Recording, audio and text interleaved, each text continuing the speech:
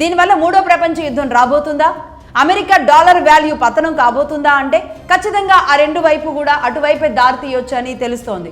ఎందుకు అంటే మూడవ ప్రపంచ యుద్ధం ఇది కాస్త ఇటు రష్యా ఇన్వాల్వ్ అయ్యి, చైనా ఇన్వాల్వ్ అయ్యి, అలాగే మిగతా దేశాలు కూడా ఇన్వాల్వ్ అయితే గనక, లేదంటే ఈ దేశాల కారణంగా మిగతా దేశాల మీద ఈ ప్రభావం పడితే గనక ఇది కాస్త ఎవరు ఎటువైపు అనే స్థాయికి దారి తీయొచ్చు. అప్పుడు ఇది మూడో ప్రపంచ యుద్ధం ఇదే కావచ్చేమో అన్న అంచనాలు, భయాలు కూడా అందరిలో ఉన్నాయి. బట్ దీని మీద క్లారిటీ రావడానికి మరికొద్ది 2-3 రోజుల సమయం అయితే పట్టే అవకాశాలు ఉన్నాయి. ఎందుకంటే ఏకంగా ఇరాన్ సుప్రీం లీడర్నే ఇక్కడ CIA అంతమొందించడం, ఇది కేవలం యుద్ధం కాదు, అంతకుమించి ఇంకేదో జరుగుతుందని ఇరాన్ భావించిన,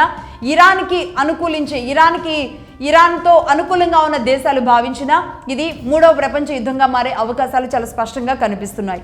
అలాగే ఇక్కడ అమెరికా పరిస్థితి కనుక మనం చూస్తే, ఇంతకు ముందు నేను చెప్పాను కదా, అమెరికాకి షెల్, షెబ్రాన్ లాంటి ఒక ఆయిల్ డ్రిల్లింగ్ కంపెనీలు, ఇలాంటివి మనం కనీసం పేరు కూడా ఉచ్చరించడానికి కూడా వీలుండదు. ఎందుకంటే దీని వెనుక దీన్ని అమెరికా ఈ కంపెనీలను అక్కడ నడిపిస్తుంది అంటే అది ఏ స్థాయి వ్యాపారమో అసలు ఊహించలేం. షెల్, షెబ్రాన్ కానీ, షౌరాన్కే కానీ, షెల్ కానీ, మొబిల్ ఆయిల్, ఈ కంపెనీస్ ఏవైతే ఉన్నాయో ఈ కంపెనీస్ అమెరికా కోసం UAEలో, గల్ఫ్ దేశాల్లో పనిచేస్తూ ఉంటాయి.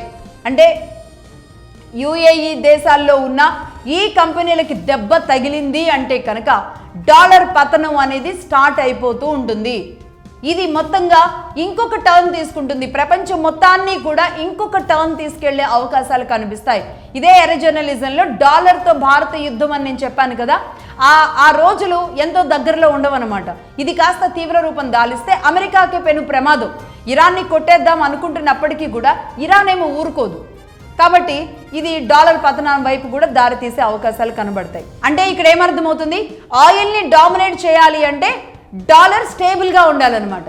డాలర్ స్టేబుల్గా ఉంటేనే డాలర్ వాల్యూ బాగుంటుంది, అమెరికా బాగుంటుంది, ప్రపంచంలో తను అగ్రదేశంగా ఉంటుంది.